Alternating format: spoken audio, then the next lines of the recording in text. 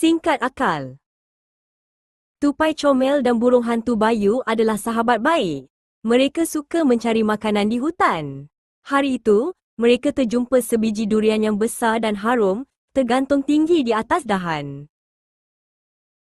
Wah, durian ini mesti sangat manis, jerit tupai comel, melompat-lompat gembira. Mari kita tunggu ia jatuh, comel. Durian selalunya jatuh sendiri bila sudah masak, kata Bayu dengan tenang. Tetapi tupai comel tidak sabar. Perutnya sudah berbunyi minta diisi. Tidak boleh tunggu. Saya akan goncang pokok ini sampai ia jatuh. Jangan, comel. Itu bahaya. Duri-durian sangat tajam. Fikirlah dahulu. Bayu menjerit memberi amaran. Tupai comel terus memanjat, singkat akal dan tidak mendengar nasihat Bayu. Dia mencapai dahan dan mula menggoncang sekuat hati. Tiba-tiba, durian itu jatuh ke bawah dengan laju.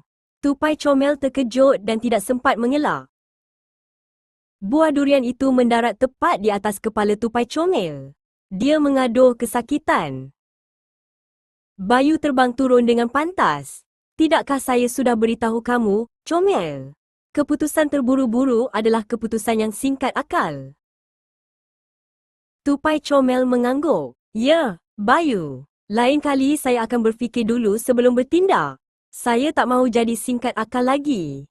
Mereka akhirnya berkongsi durian yang sudah terbuka itu, tetapi kali ini dengan hati-hati.